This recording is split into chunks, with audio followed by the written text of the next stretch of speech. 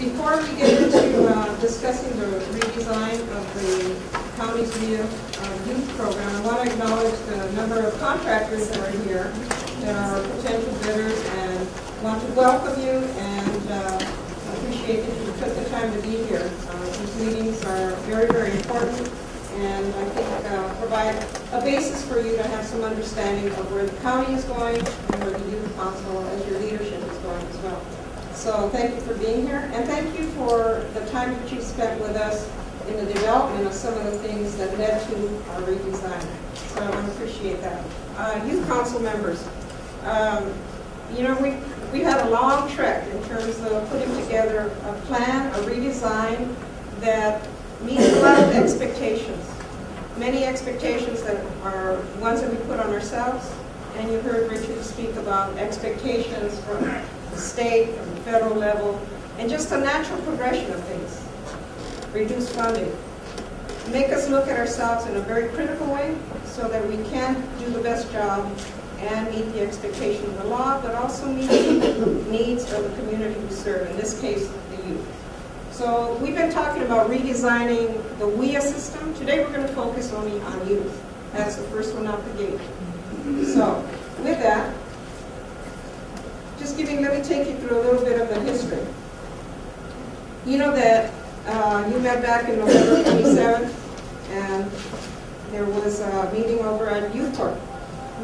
And I think it was important to acknowledge that, you know, that we've been vetting what we're trying to do in redesign through a whole process of making sure that we're transparent and that people know what we're trying to do. So November 27th was kind of a culmination, I'm going to take you backwards, of discussions that came to the Youth Council about the major areas that we were looking at in terms of redesign.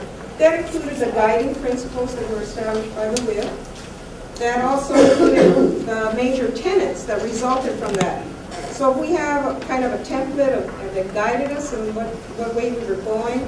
How did that translate into some of the major areas that we wanted to look at in terms of change?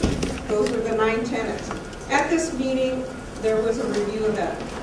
Following that, the WIA actually approved the WIA redesign in terms of the major tenets that were involved in the change. And that spoke to the adult side and spoke to the youth side as well. So you heard me talk about the areas of the guiding principles. The guiding principles were just basically the, you know, that first foundational information that we gleaned from meetings with contractors, from meetings with the WIA and youth council members, to establish that groundwork of what is going to guide us in looking at our system critically and looking at our system in a way that advances it and also meets the expectation of some of those things that are influencing change.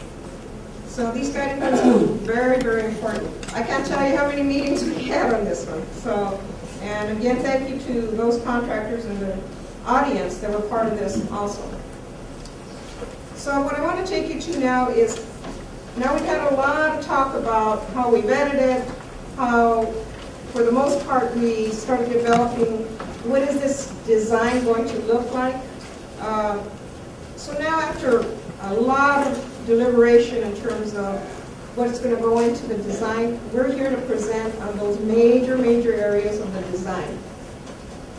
So one of the things that you need to know in the redesign, we're looking at the state plan.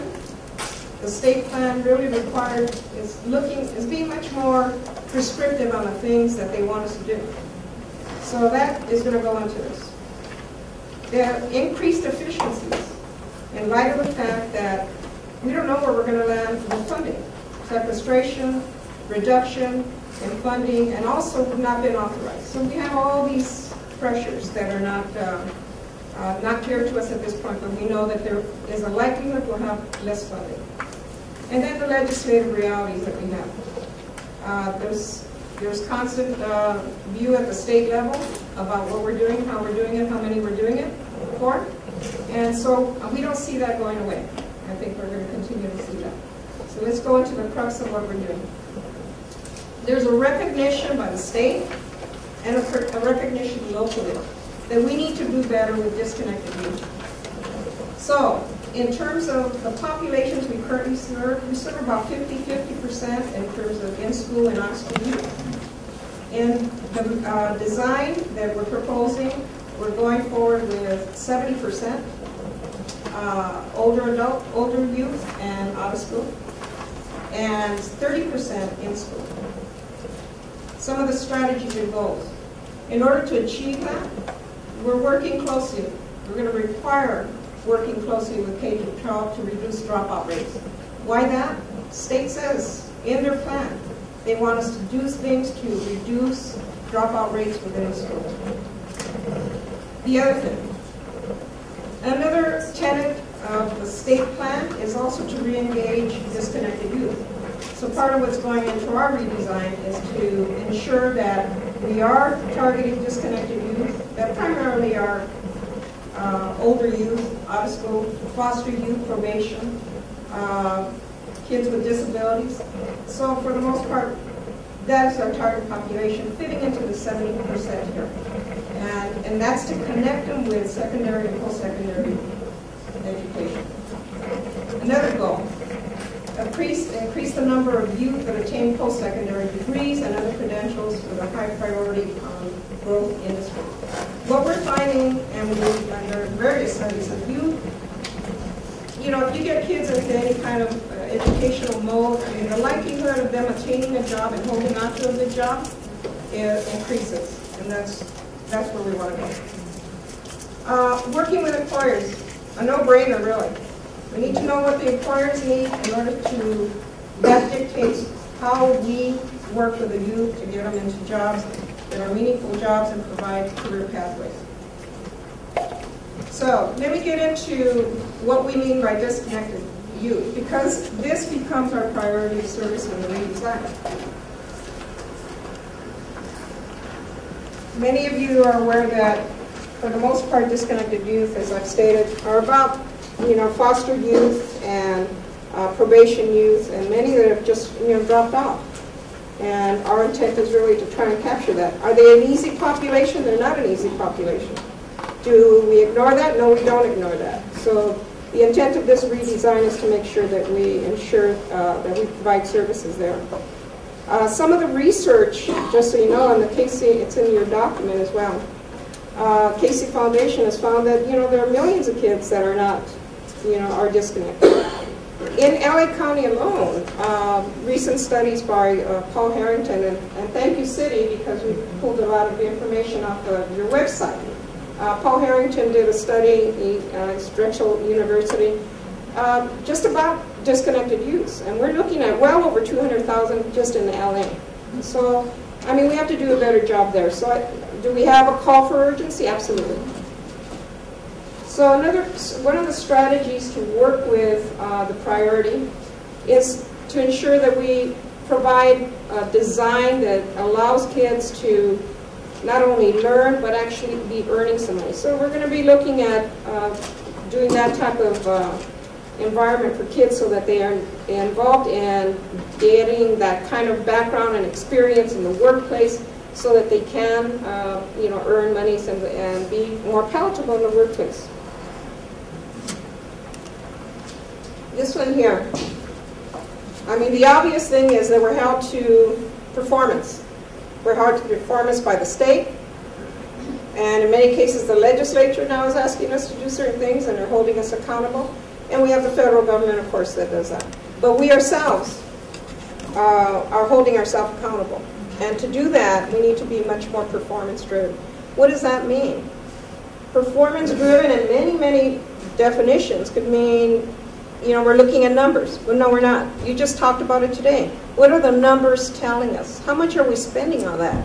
What could change so that we could have more resources available to serve the populations? If we truly performance and demand-driven, then we're looking at all this. And I do welcome the questions you're asking about the numbers we're serving. What are they really telling us? How much deeper can we go? So very, very important. So I appreciate that. And again, the state plan is motivating a lot of this. Okay. So when we're talking about these huge changes that are more generic, and but when it gets down to the grassroots level, how is it changing operations? And our viewpoint is it's changing it. And for many, it's going to be some challenges, but I think it's a great opportunity for us to ensure that we meet the mark of meeting our populations and serve their needs. So some of the operational changes that we're requiring: matching funds, leverage. We find that with reduction in funding, we want to do more with less. So we want to make sure that if we have at least some commitment from our contractor community in terms of leverage, we have an expanded way of providing services. Co-location and workforce centers. This is going to be something, again, these are redesigned tenants, but for the most part, some of them could be done immediately and some not right away.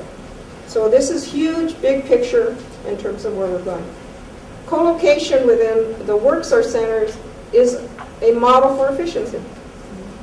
We don't have separate infrastructures or huge infrastructures. And the combining of youth, adult and dislocated worker programs together makes a lot of sense. And the sense that it makes is that you have a continuum of services. Youth have the same access to adult services once they turn 17 and they're getting into that age 18, and they need to know what's available for them beyond services in the youth environment. So I think it's a natural progression of services. Equitable funding. I don't know if you all remember, we showed the variances of how funding levels are with our contractor. In many cases, we had some that were receiving $100,000 versus $1 million. The intent of this is to really start to provide equitable funding that's based on some particular formula of need in the community. Where's the highest dropout rates? What schools do you need to work with? So the intent of that is to provide the funding that sustains an organization and also meets the needs of that community or that areas that they're going to be funded to serve. Co-enrollment, a certain percentage, we're asking for a certain percentage would be co-enrolled of the youth into the adult program. Again, backing up, co-location in the workforce centers makes sense if you're there, but this is going to happen. This is what needs to happen no matter what, whether co-location has happened, co-enrollment into the adult program for those kids that meet that expectation of the law should be happening. Continuum of services. Use of technology. Many of you had your iPods out or your iPads and your Twitter accounts and a variety of ways of communicating that we haven't tapped into. And so the intent of this is really to look at what technology is out there and make better use of it. And ensure that, because kids are on that no matter what. And so I think it's important for us to really take a look at that. So this is very, very big picture. I'm not trying to get into any details that, much of this is the foundational work that is going into redesigning our program. But we feel that these are very, very sound direction to go in. We also feel that overall, when we talk about some of those pressures that are guiding us to make those changes, and I call them pressures, but they're really, as Richard has said, those opportunities we need to seize. State asking us, putting a plan together that's much more prescriptive than it's ever been. The federal government not having reauthorized yet, but looking to cut funding where they can. And for a lot of reasons, there's no question in our mind that things have to change. But there are all these external pressures that motivate change, but they're the right thing to do. So, with that, this is our presentation. This is a redesign of the We Are Youth program as we see it. Thank you. Thank you, Jesse.